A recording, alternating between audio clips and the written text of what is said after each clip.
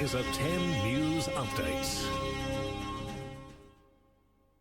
Hello, tonight on 10 News, first at 5.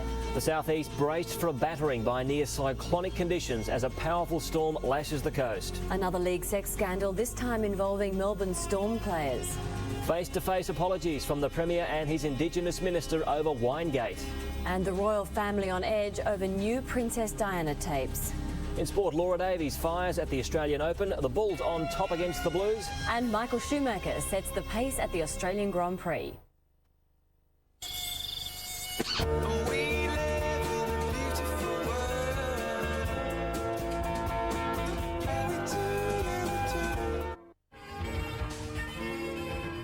Things are really heating up in the hothouse, so don't miss out on the show with the richest guaranteed prize in Australian TV history.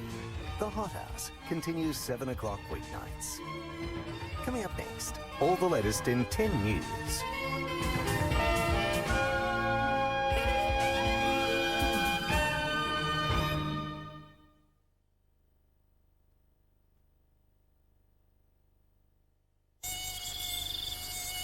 All that I know, there's nothing here to run from.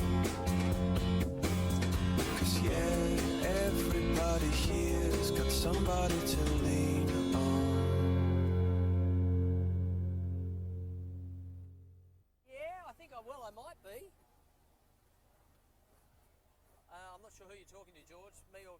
Oh, how you going? Goodly?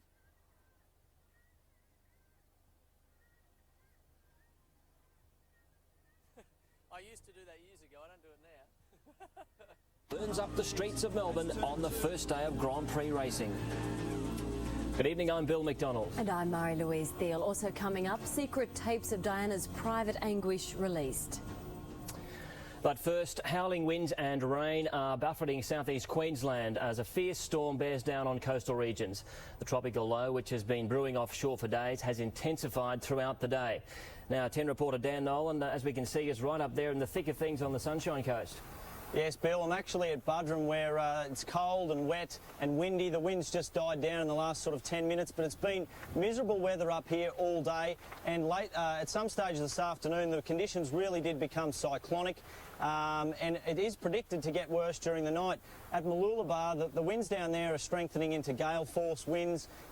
There's signs all over the beach warning people not to go in there, but still some boogie boarders went out there for a paddle, and some of them paid the price for that with some pretty spectacular wipeouts. Thankfully, there's no injuries to report as yet. Businesses down there are doing it tough. Most of those closed for the day today. Those that stayed open, they may as well have closed because there was no customers anyway. Construction sites also shut down around lunchtime. Most of them took a long weekend and took it a bit early. Yeah, I was going to say, Dan, it doesn't look great, so it would have pretty much shut the place down, wouldn't it? It certainly did. I mean, it was even too wild for the animals up here today. Australia Zoo had to shut its doors at 1 o'clock.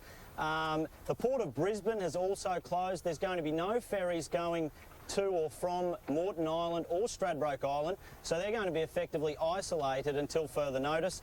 The harbour master isn't allowing any ships in or out of the Brisbane River. There's currently 5.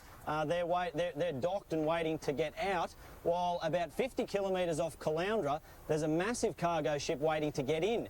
It's the size of, it's sort of longer than 2 football fields, and it's just bobbing around in the ocean, waiting for conditions to improve and come in. They're hoping that the harbour might be open by tomorrow afternoon.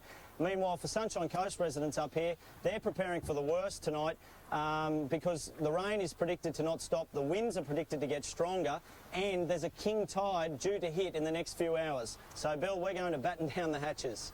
All right, thanks, Dan. That's Dan Nolan, copying the storm up there at Buderim on the Sunshine Coast. 11,000 homes on the Sunshine Coast are without power, and another 7,000 in Brisbane are also blacked out. From Gladstone to Coolangatta, trees came down, beaches and harbours were closed, and school children and workers were sent home early.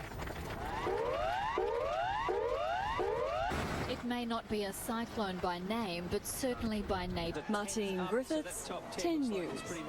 We'll have a full report on today's racing later in sport. But next, poll jitters for the Howard government. A locust plague hits farmers on both sides of the Queensland border. And our Oscar-winning animator Adam Elliott still celebrating. to swim across the strait. Remarkable. Very good. Talking of sport, Brad's down in Melbourne now where the Grand Prix is happening this weekend, and you really have picked the great place to be weather-wise, I tell you. Oh, hot yesterday, fantastic today. The music's playing, everyone's out having a quiet drink, as you do on a Friday night. Coming up after the break, the NRL takes no action over Darren Lockyer's rape joke.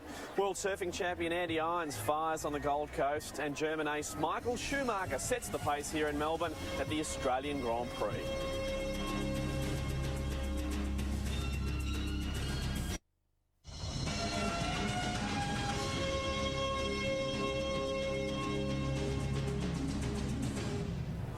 Welcome back to Melbourne, where Michael Schumacher has made a mockery of suggestions his time at the top of Formula One is over. The 35-year-old totally dominating both practice sessions here at the Australian Grand Prix. Only Ferrari teammate Rubens Barrichello was able to get close.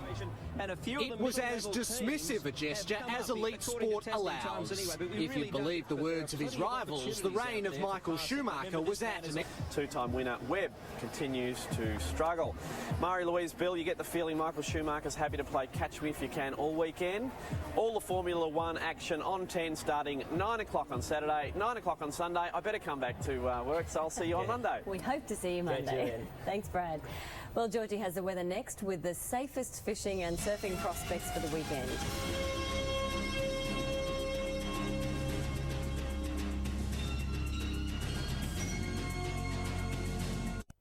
This weather report is brought to you by Australian Pensioners Insurance Agency, a company that gives you understanding, not just insurance. Just before we go to Georgie, tonight's wild weather has police warning people to stay inside if possible and take extreme care on the roads. Powerful winds are wreaking havoc across the southeast, with landslides reported in the Sunshine Coast hinterland. The Halton Highway and Gateway Bridge are also affected by the winds and poor visibility.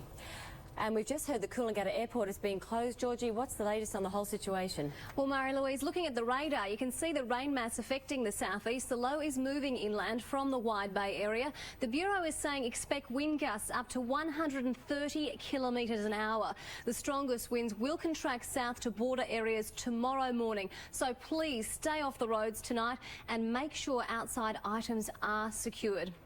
The weather in the city right now, well, it's wet, windy, and we've got almost 100% humidity. The rain and winds picked up throughout the day. We reached a top of 25 degrees, 3 below average after a low of 21. Now, some of the heaviest falls were north of Brisbane. More than 100 millimetres has fallen at Nambour, winds gusting up to 120 kilometres an hour. Good conditions for those chasing mud crabs throughout the lower reaches, of course, the Maroochy, Noosa up on the Sunshine Coast. That will be the best bet, especially after the recent rain. Play safe on the waterways. Have a top weekend. I'll catch you all again next week. Thanks, Paul. And before I go, congratulations to this week's winner of the Kickback with 10 competition. Terry Byrne has won $10,000 cash, compliments of all of us at 10. What a great way to start the weekend. There are more chances to win cash and prizes. So if you haven't registered, log on to the 10 website and fill out your details. But Bill, if I was you, I'd get home and get indoors. Sounds like a good idea, Georgie. Thank you very much. That is 10 News. Take it easy, whatever you're doing across the weekend. The late news tonight is at 11:15. We'll keep you updated throughout the night and be back on Monday, first at 5. Until then, good night. Good night.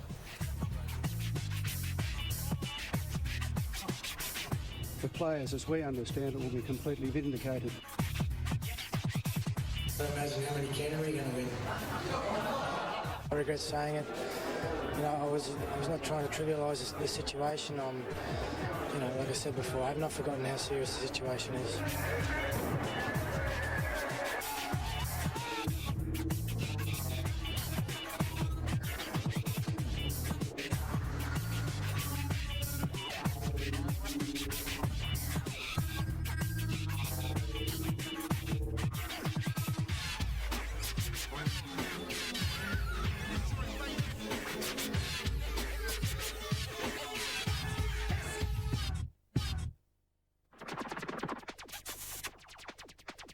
Tonight, drama doesn't get any more real. The Hot House at 7 o'clock, followed by The Simpsons. Then Sandra Bullock in 28 Days.